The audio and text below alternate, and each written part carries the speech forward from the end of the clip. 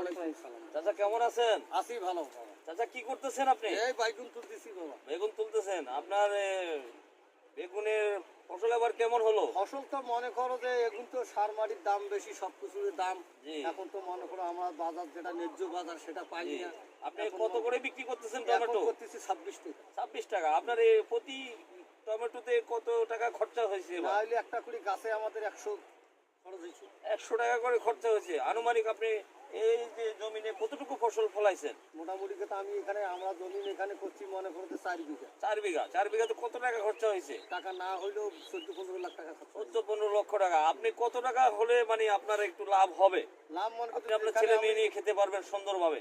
আমরা যেখানে মনে করো 15 লাখ টাকা খরচা করছি, এখন যদি আমাদের শরীরের তো খাটুনি আছে। জি জি, আমাদের তো রোদে খাটুনি। পড়তেছেন, হ্যাঁ। বৃষ্টিতে বেচতেছেন। এখন এই না হইলেও 20-22 হাজার টাকা লাভ ছাড়া হবে না। বুঝছি। মানে আপনি 15 লক্ষ টাকা এখানে ইনভেস্ট করছেন, 20 হ্যাঁ, লক্ষ হ্যাঁ। টাকা আপনার 20 লক্ষ বেনিফিট টাকা করলে, আসবে তাইলে ব্যবসা আমাদের- করলে তাহলে আপনার জন্য কিছু কিছু আসবে। লাভবান হবে বা আপনি পাবেন। পাবেন। আপনি কি ন্যায্য দামটা বাজারে পাচ্ছেন? না বাজারে তো ন্যায্য দাম তাহলে আমি কৃষি অফিস থেকে আসছি আপনাদের অসুবিধাগুলো আমরা তুলে ধরার জন্য। আমরাও তো এই ফসলগুলো আপনারা ফলান কষ্ট করে আমরা খাই সবাই। ঠিক আছে। তো আপনারা যে ন্যায্য দামটা পাচ্ছেন না সিন্ডিকেটের কারণে, হাত বদলের কারণে, আমরা তাদের বিরুদ্ধে কিছু পদক্ষেপ নেব আইনি ভাবে।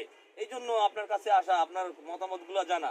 তো আপনি বলেন আপনার আর কি কি কষ্ট এখন আছে? তো কষ্ট তো শেষ আপনি নাই। আপনি এটা সারটা তো- ঠিক মতো পান কিনা, আপনি সেচের পানিটা ঠিক মতো পান কিনা? সার মাটি পাই ওই যে মনে করো দাম মনে করো যে 1200 টাকার বস্তা 1600 টাকা লাগে। আচ্ছা আচ্ছা, ঠিক আছে। এখন 1600 টাকার বস্তা মাঝে মধ্যে 2000 টাকা জি কিনে জি লাগে। জি জি। এই সমস্যা। আচ্ছা ঠিক আছে, সমস্যা না। আমি কৃষি অফিসে আপনাদের এই সমস্যাগুলো আমি তুলে ধরবো।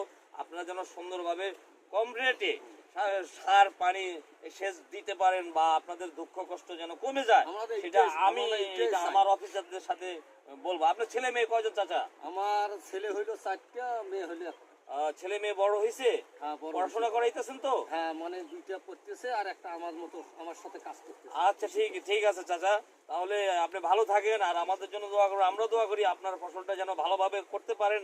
আমি আমার অফিস থেকে যতটুকু পারি আমি চেষ্টা করব আপনাদের সার পানি এগুলা কম রেটে দেওয়ার জন্য। আলহামদুলিল্লাহ। আর সিন্ডিকেটের বিরুদ্ধে আমরা কিছু আইনিভাবে পদক্ষেপ নেব। আসসালামু আলাইকুম। ওয়ালাইকুম